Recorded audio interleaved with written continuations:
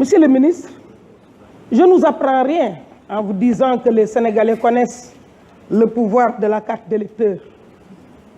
Celle-là même qui fait et défait les apprentis monarchies comme la vôtre. De fait, sachez aussi qu'il y a en face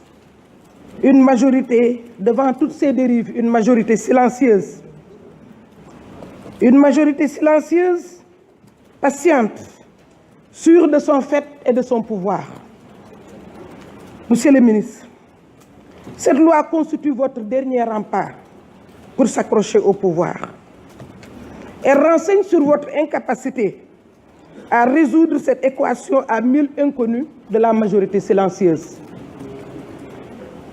La position de l'opposition est connue. Vous avez identifié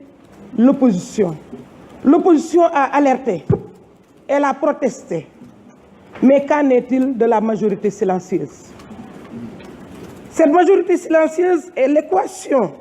que vous voulez percer, monsieur le ministre, et qui vous amène à tordre les règles démocratiques les plus élémentaires. Monsieur le ministre, vous voici devant l'histoire de notre pays.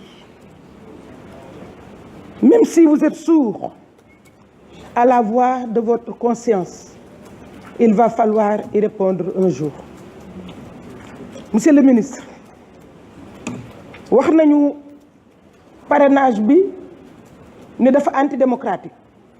Antidémocratique mu ngi yam ci démocratie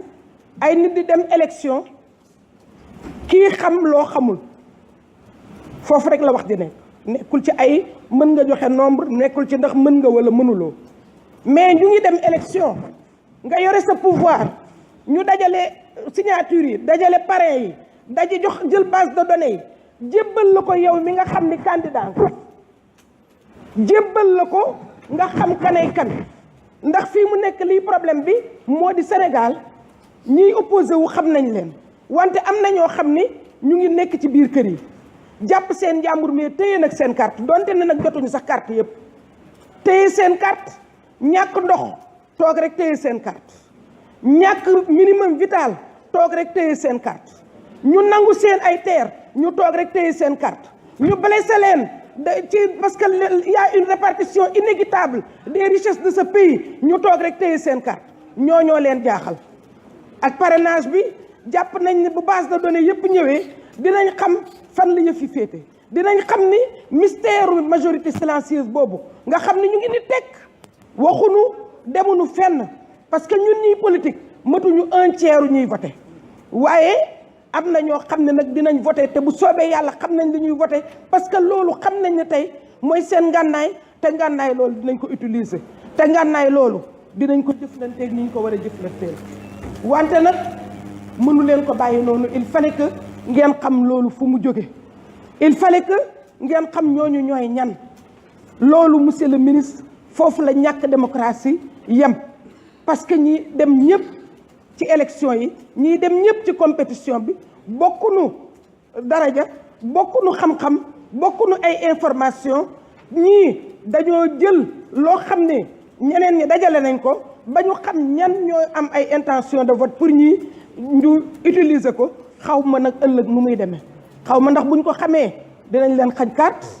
xaw ma ndax buñ ko xamee dinañ def manin bañ daan def mooy jël xaalis xëpp leen xaw ma ndax buñ ko defee dinañu am lu ñuy def parce que kat ñu ngi régler problème mu modalité yi waaye problème mu modalité yi dinañ ci dellu siwaat ndax fii am na lu ñu luwaa may te yaakaar naa ne dinañ fi woo ay ministre ñu leeral ñu xaalis yu bëri ñu luubal pour que xaalis boobu bañ a dem ci jënd parrain ndaxte kat ku nekk xam na ni ñuy organiser élection yi fii xam nañ ni ñuy organiser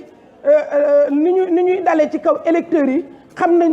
ni ñuy corrompre électeurs yi xam nañ ni ñuy def yaakaar naa ne parrainage bi loolu du ci intervenir waaye rek lu luubu rek bu soobee yàlla monsieur le président dinañ ko poser aux ministres concernés yi je vous remercie.